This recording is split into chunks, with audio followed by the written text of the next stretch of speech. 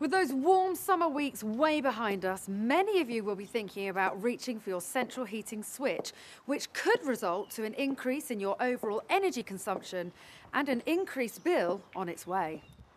So, Brian, you work in the community with people that we would deem vulnerable in these winter months. Can you tell us a bit about who these people are and what the role is that you play? Okay, well, I go out into the community delivering meals. I'm given the contract by the council to do that, along with my colleagues, and many of them do live in cold conditions. I mean, we give them a hot meal, but it doesn't necessarily mean they're going to be hot for the rest of the day. And I've seen situations where people have almost given up, and they seem content just to live in dressing gowns and fingerless mittens and scarves and hats. If the community was more involved, then the problem would be reduced, simply because people are trying to take care of people that live near them or they're related to. So, James, it's pretty cold out here, and I suppose there was one time in your life where you know all about feeling the draft. Tell me your story. Well, I was on incapacity benefit. I had come out of university and unfortunately had become ill. And initially everything was fine and I was just about able to pay my bills. But very soon everything started to get out of control, in particular my utility bills. It got to the stage where I was afraid to turn on the heating just because I didn't know how I'd pay for it.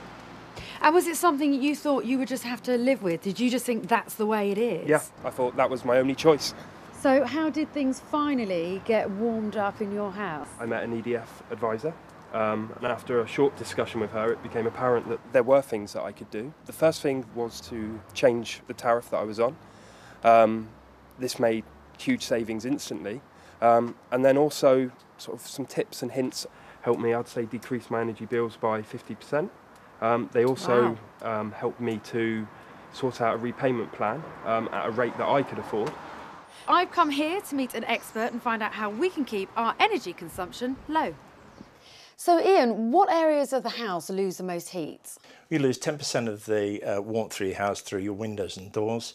You lose 25% through the roof cavity, and 35% actually dissipates through your walls.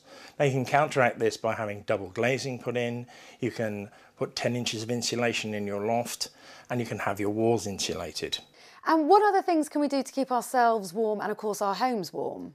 Well, simple things. Have a nice warm drink. Turning your thermostat down by 1 degree will actually save you somewhere in the region of £35 a year. Keep plenty of layers on. During the day, keep the curtains nice and wide open and let the sun heat the room.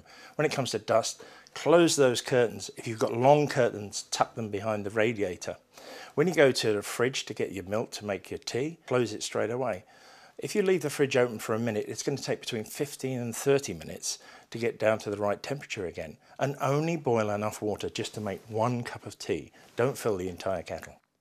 And of course, it's not just about ourselves, is it? We could be more aware of the vulnerable people in our communities. Your family members and your neighbours, you have to think about them, give them a call, pop down, see them, and give them a sort of advice, ask them to contact their energy supplier. Great, thank you very much. So, with a bit of planning ahead before the big freeze sets in, you stand a much better chance of keeping yourselves and your houses warm and keeping those energy bills low.